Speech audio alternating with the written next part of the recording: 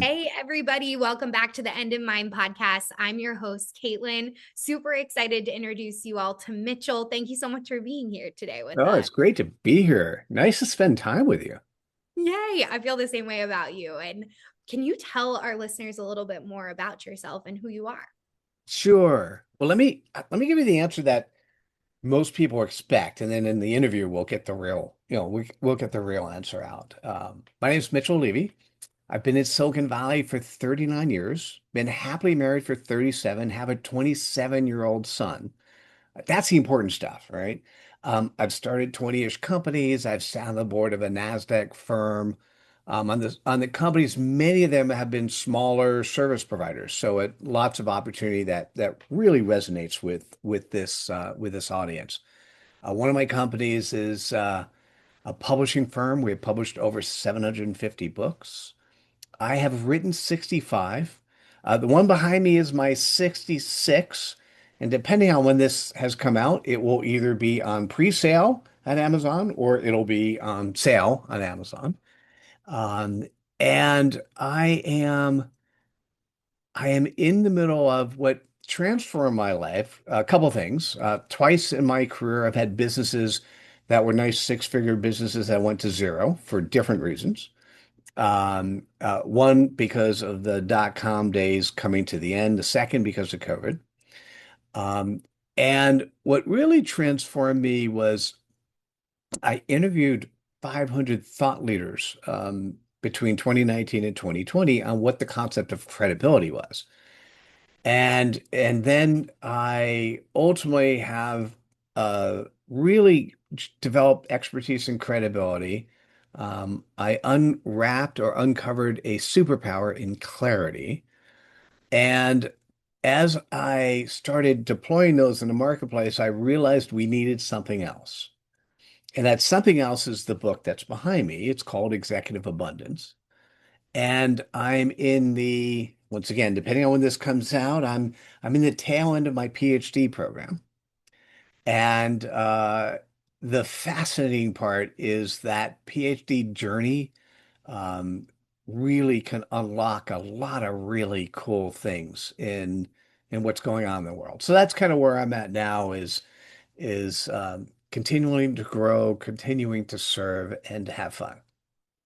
I love it. Having fun is like what we're all about here on the End in Mind. What's the point of living this crazy life, right? If we can't have a little bit of fun.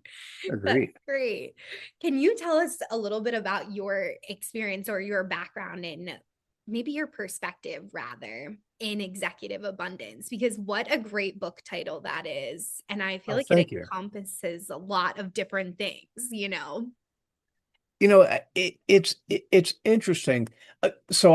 It's so funny because since I'm so deep in the dissertation, I was going to jump into my academic voice. So I have to reorient my mind to go, okay, let's put that aside. Let's talk human.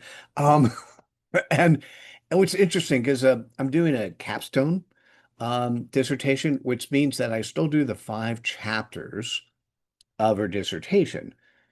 And the capstone is this book, 2 chatbots, and 2 courses. And executive abundance stems from you ever feel like you're making decisions that you don't necessarily want to make, but if you're in the corporate space, it's because you have quarterly financial reports you need to live up to, or you have an investor in your startup firm and they want to see the numbers progress over and over. And so there's some decisions you make or things that you do that may, in some cases, conflict with your values, but you do it because you want to make sure the investor or investors are happy. You ever run across that? So, Totally. Yes.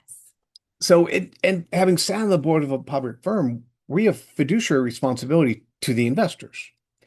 What I want to say is the investors are one stakeholder group. Executive abundance is bringing abundance to 5 stakeholder groups, not just one. Right? So I'll walk you through. It's really simple. What's the most important? Family and health. Totally. Because if you don't have good relationships with your family and you don't have your health, something you know about, none of it's worth it. Yeah. Okay. Now, that's your internal operating system. the internal operating system of the company is the employees base. So you need to take care of employees. Now, obviously, we conceptually know that from a normative perspective. We say that we know that, but look at the Gallup polls and how many employees are checked out or don't, just so unhappy, the unengaged in their job. And so, if you're a business owner and you take care of your employees, guess what they're going to do? They're going to take care of the customers. Okay. Now the customers know who you are. That's the third stakeholder group. The customers know who you are and they're really happy. They will take care of the investors. So the investors are fourth, not first. And then we do all this within a community. And that community is either virtual or physical, and it could be your physical community or your online community. And that's your fifth stakeholder group. So executive abundance is essentially think about it is resetting the end in mind, to use your terms, so that we're thinking about the rules of the game in a different way. And if you can do that in a very credible way, each one of the stakeholder groups are being told similar things that are relevant for them, and they trust the things that you do. Does that make sense? Yes, Okay. absolutely. That's so interesting. It's such a great like model for business owners to understand. I'll never forget my fiance. He also works from home, but the reason why we moved out to where we are now, he was working in company culture. And at that time, my business is what we might call, a baby business in my mind. And I was just starting to build my team, and I never understood the importance of company culture until he was working in that position and saw how much it was affecting like very large companies, can fall apart if their culture isn't thriving. Agreed. Yep. It's such a great perspective. Well, I'd love to dive in more to a few other things that you talked about in your introduction. Tell us a little bit about your businesses. One of our best performing episodes ever was an episode about bankruptcy as a business owner because it's such like a taboo thing. Nobody talks about a business Mm. when it's, not doing so well. So I love that you talked about that at the beginning. Can you tell us more about those businesses? Oh, sure, sure. Let me let me get on the table the two things I do today, and then I'll tell you the two things I was doing at the time where the revenue went to zero. Okay, so the two things today, I'm part of the Marshall Goldsmith 100 coaches, so executive coaching, and the it turns out that my orientation for coaching is the executive abundance orientation, right? It's always been, one of my first conversations with a client, how you doing? How you feeling? How's the family? Right? And it's not just the weather conversation. It is their internal operating system. It gives me an understanding of the rest of the answers they give me, right? So that's really executive abundance. And then once I realized the importance of focusing on executive abundance, I needed to have, hmm, petri dish is probably not a good term, but I'm going to go with it. I needed to have a place to experiment. The client base for the executive coaching typically is fast-growing CEOs, and when you have a larger company underneath you as a fast-growing CEO, sometimes change happens quickly, sometimes not. I needed to have something that change can happen immediately. So I ended up buying a LinkedIn agency. And with the LinkedIn agency, it's sort of a mini executive abundance where I'm helping the business owner. So for their, one of my clarity statement is business owners tired of slimy LinkedIn sales tactics. So I'm Absolutely love that. so I'm helping business owners use LinkedIn in a way that they personally don't have to fall prey to everyone who's trying to tell them to do all the slimy stuff and to focus on building relationships because those relationships are what turn into referral partners and clients. So that's what I do with that business. The two businesses I had, so during the dot-com days, so I left corporate in 1997. And at that time, um, there was a really heavy emphasis on this thing called e-commerce. And being in Silicon Valley, what was interesting is all you had to do is be able to spell the word e-commerce and money came your way. And so I was running executive business programs at local universities. I was asked to run conferences for one of the largest IT conferences in the planet. I had consulting, I had coaching. I mean, I was pretty much tapped. I mean, about as tapped as one person can be. And I had a team beneath me, but really it was Mitchell managing the team. That's a completely different episode and story. But I needed to learn. And what happened at some point during that time frame, one of my students from the San Jose State program, now he was older than me, one of my students from the San Jose State program said, "Hey, Mitchell, I'm trying to create a CEO networking group. And I tried it once and failed, and I don't think I could do it without you." And he goes, "I don't need you to do any work. I just want you to, I'll give you a third of the company. There was one other partner as well and you don't have to do any work." Now, by the way, to be clear, that sounded really good, but if you're running a CEO networking company, you can't do networking that has no work associated with it because it's about networking, right? So, and it turned out I built that company to about 60,000 a year. Now, the other business was, well into the upper end of the six figures, and I was just about ready to get rid of the CEO networking. It didn't fit well on my time. And then the dot bomb came. And almost overnight, my e-commerce revenue went from the high end of six figures to zero. And so the really cool part, and this was accidental, is 60,000 then seemed like a lot of money. Yes. Right. Back then, it's Right. like, this is great, So, right? so it turns out I learned two lessons on that one. The first, and we hear it all the time, we just don't put all your eggs in one basket, right?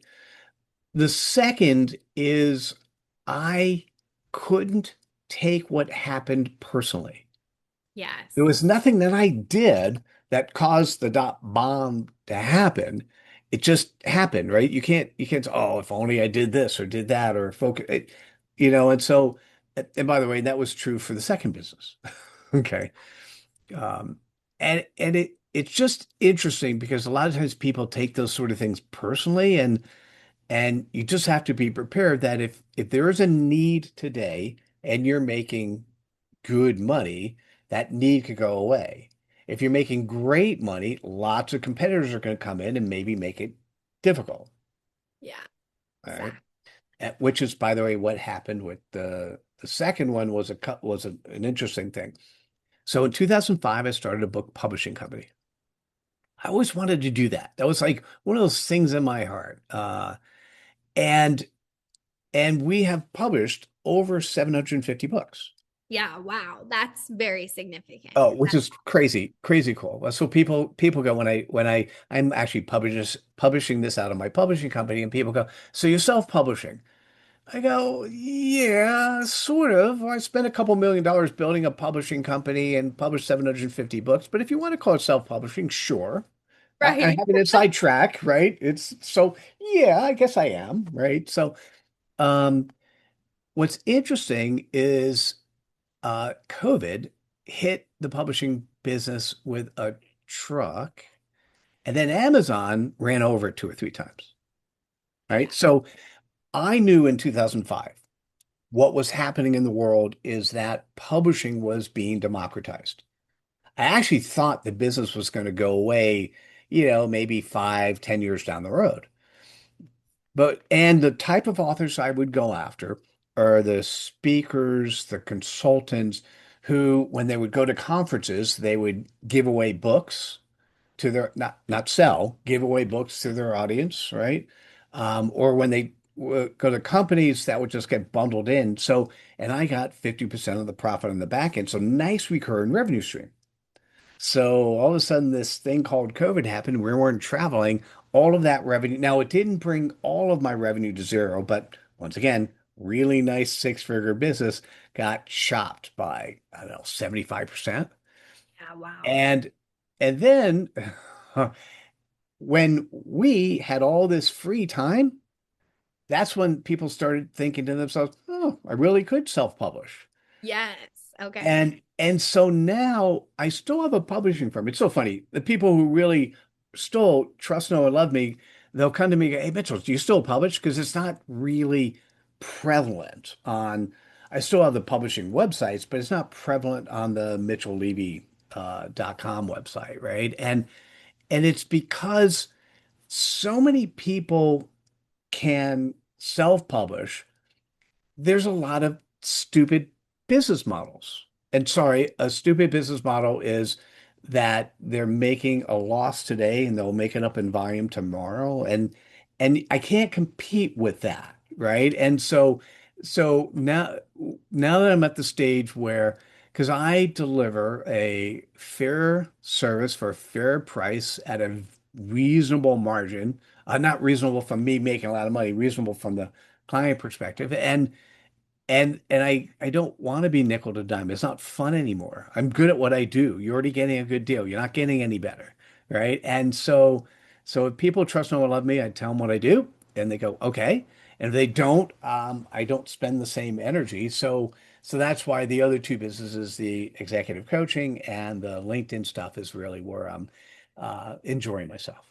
But that's what happened is the world caught up with, I thought it was going to happen quicker, but the world caught up with the fact that the business that where I was making money eventually did get democratized. Yeah, yeah. And it happens, like I was telling you before we hopped on, obviously the listeners know I run a social media management agency. So when things change, in the online space or AI is added in, it changes everything. And sometimes it literally happens overnight. I mean, with COVID, I remember I had about like 17 really solid leads, and I was maybe, a year officially into having my social media agency. And I was so stoked. And the next morning I woke up, right? And none of those people, like, we've never spoken again. If we did talk, it was like, wish you the best of luck. Hopefully we can get through this, right? Yeah. Yeah, it is funny. Yes, it felt like it was literally overnight. Yeah. Yeah. It was like everything was going okay. And then all of a sudden, boom. I love what you talked about, what this can do to us emotionally as business owners and how we can internalize it and really make it about us. I am a highly sensitive person, as I shared with you, a lot of our listeners are as well. And when you get those emotions involved as being a business owner, it's hindered my growth. It's hindered from me taking leaps because I'm so fearful. And I know our listeners are too, of what that Mm. can do, to somebody emotionally.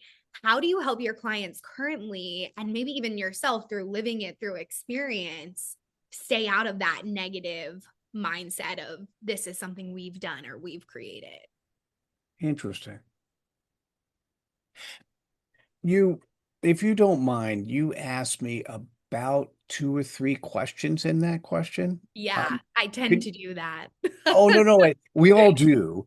And and because it's such a sensitive topic, could you ask again so I can really give you the answer to the question that you really asked? Absolutely. How do you help your clients combat the emotional, I guess, interpretation of when a business fails or goes off the rails, that it's our fault, it's our doing? Oh, got it. Ooh, that's a great question. So, well, let's start with I'm really good at seeing chaos and creating a framework around it. It's Cool. just been one of those things I've done my whole life. And so I have a series of frameworks. When I'm working with a client, and think about frameworks as shorthand. Yes. Okay. Cool. And and as an example, let me given the name of this show, The End in Mind, let me give you my framework associated with the end in mind. Then we'll Cool. come back and answer the question, right? So one of the things I learned in my undergraduate degree was Bachelor of Science in Stochastic and Deterministic Models of Operational Research.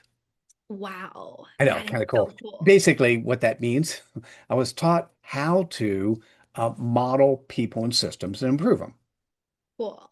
Love it. right? So the model I learned there is one that's used a lot in the IT space. It's called the input-output diagram. Hmm. Have you talked about that on the show yet, or if not? No, actually, we Oh, haven't had a lot of IT side experts. got it. Oh, this one's really simple, and I use it in everything I do. Cool. So if you're listening, if you're driving, don't do this. But if you're listening and you're at home, or if you have a piece of paper, Caitlin, Yeah. and it's nice to have it on a piece of paper, is you're looking for one? Great. Take a pen and a piece of paper and just draw a box. And that's in the middle of the paper. You just put a box. And you could actually label it and call it black box. Okay, cool. And then have a line that goes into the left-hand side of the paper and call it input. And then you have a line that goes out of the right-hand side of the box and call it output. Input, output. So that's the input output diagram, right?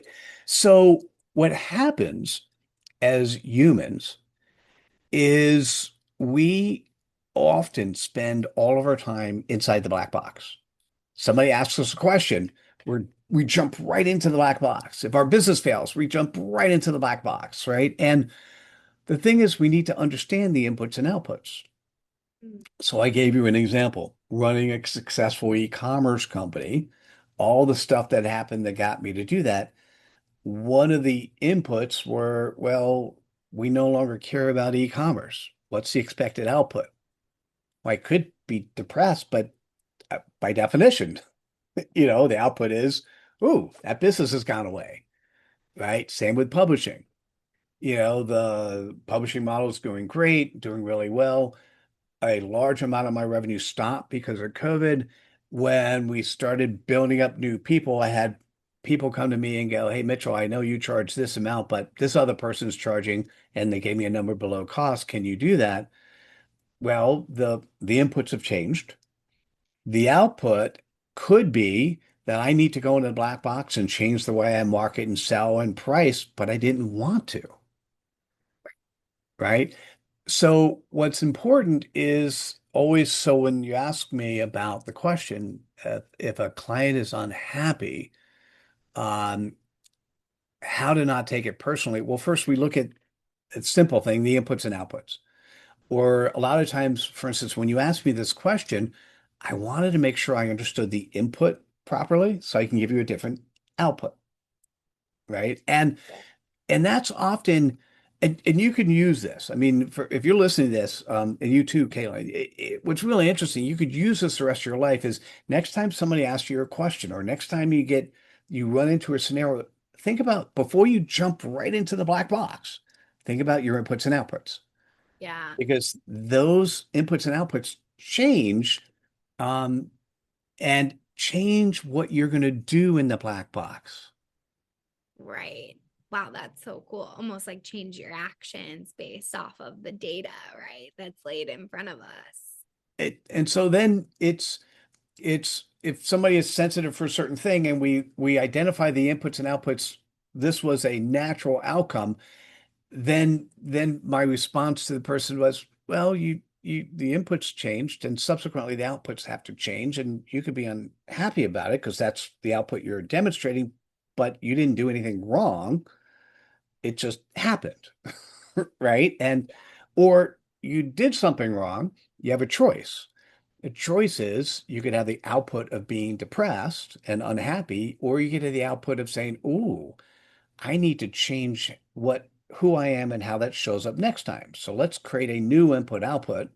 And the new input output is when that happens again, I want to be a better person. So that's now your input. How do you get to the output of a different thing? And all of a sudden people start thinking about moving forward, moving in a different direction because they've been able to identify as opposed to jumping into the black box and just feeling emotional because there's all this chaos to identify what happened, put that, um, write that down on a piece of paper, stick it on the wall, walk away and say, okay, let's make sure that doesn't happen again. So that was a simple way of answering your question because there are many other complicated areas, but that's probably one of the easiest. It's really, really interesting. I love this model, and I did totally write it down for any of our listeners that are watching this. Nice. I think the black box is such a figure of us all to look at, right, as entrepreneurs, and how many times are we not, receiving the information properly. The real first thing that this made me think of was internally with my team members. And I'll never forget when I first got information from a client and didn't check with my team member before responding to the client. And I left out, right, all of this data and information that was probably pretty important before I made an output of information to the client to change the trajectory of, Ooh, right, the relationship and all of that. nice interpretation of that. Yes. Really, really interesting. Thank you so much for that. What a great model. And for our listeners, I would definitely recommend drawing it. Go back and listen to the first part of Mitchell's episode and draw it out and maybe even utilize it in an experience that you're dealing with today. As we said, this can be applied anywhere, right? Maybe not even just to business. That was so great. Is there any other tools or tips that you would like to give us, knowing that a lot of our listeners are business owners, as almost our final parting words here as well? Hmm. Oh, that's a great question.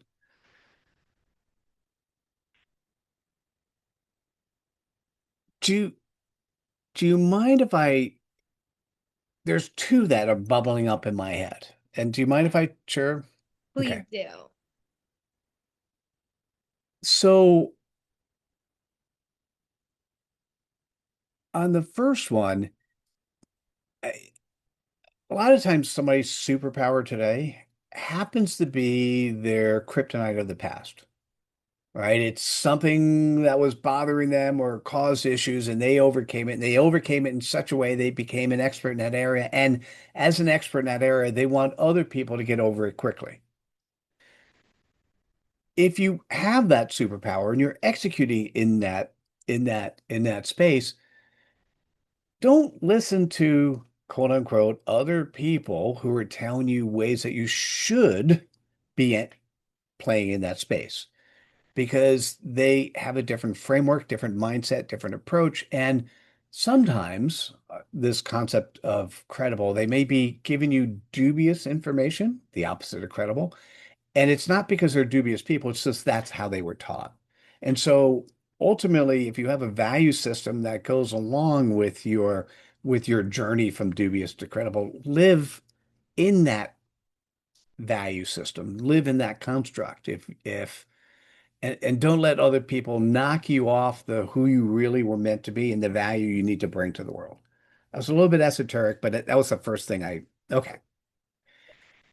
The second thing, and a specific instance of that, if you're running a business and the businesses that you sell to or interact with or want to acquire are other businesses, there really is one game in town. I wish there was more, and maybe there's different ways to get more, but LinkedIn is the game. Yes. And there's so many people trying to sell you their approach of what works, which, by the way, may have worked for them or may have worked for their client at some point in time. That doesn't mean it'll work for you. The 80% of LinkedIn's value, or the let me rephrase that. Yeah, the 80% of value you get from LinkedIn comes from 5% of LinkedIn's functionality, maybe even less. Okay. And I'll gift you that answer. And this is part of what I do in the LinkedIn program, but let me gift you the answer. And that is in LinkedIn Messenger is the place where the real value is. It's the relationship with the people who you're connected with, right? So a lot of times I like to one of the 70% of the calls I have during the week come from me first having celebrated somebody's life event. Happy birthday, happy anniversary, happy new job, right? And I send them some interesting message and I take action after they say thank you. Because after they say thank you, I'll look at their LinkedIn profile and I go, huh, it's been a while since we talked. Let's get time on the calendar if I know them. Or if I don't know them. Wow, it's really interesting that you're spending time in this area. Tell me a little bit more. Or if it's birthday, did you do something interesting for your, basically, I'm starting conversations with the intent of as quickly as possible getting people into a Zoom call so I could talk to them. And the everyone else is going to tell you all these other things. Create this video, have this go viral. Do one of my mentors is Marshall Goldsmith, who has 1.7 million followers on LinkedIn, and he will tell you he's never picked up a client from a LinkedIn post. Now, he uses LinkedIn for a different reason at this age of who he is and this time of his life. He does it because think about if you have 100,000 people respond to a post, just 100,000. If they spend 5 minutes of their time and are slightly better for 5 minutes, that's a whole lot of minutes. So he has a different reason for using LinkedIn at this stage. But for you, if your goal is to find the prospects who might be clients or the referral partners who could refer you, it's about building relationships. Love this. That's like I'm a firm believer as well. And that's something that we talk about all on this show. So I'm so happy that you shared that with the listeners. And, Oh, cool. it's not about just reaching the masses, especially early on. It's about the real human to human connection. Thank you so much, Mitchell. Can you tell us a little bit more about your LinkedIn program and where our listeners can find out more information about that? Oh, sure. The Well, to find more information about me, it's mitchelllevy.com, mitchellevy.com. And there you'll be able to find all the things I do, including my calendar if you want to book time. The the URL I have for the LinkedIn program is called Social Complement because it's supposed to be a complement to your social media, right? And what I do there is I gift away all the answers. And so I'm a firm believer that if you're listening and you're a do-it-yourselfer, go to Social Complement or watch one of the referral webinars that I run, and I will give you all the answers of all the things we do. Because 10% of the audience are do-it-yourselfers. And if you're do-it-yourselfer, I don't want to sell you the answers. I want to give you the answer. Because if I give you the answer, you become a good referral partner, right? Now, there's 10% of the world that wants it done for them. I don't deal with that part of the world. And then the 80% in the middle who want to play with somebody and they want to a done with you solution, that's the audience. It's a pretty big audience. And that's the audience that I work with. And if that's appealing, take a look at socialcomplement.com or you get there through mitchelllevy.com and see what I do. And if it makes sense and this resonates, happy to have a conversation to see if it's a good fit for you.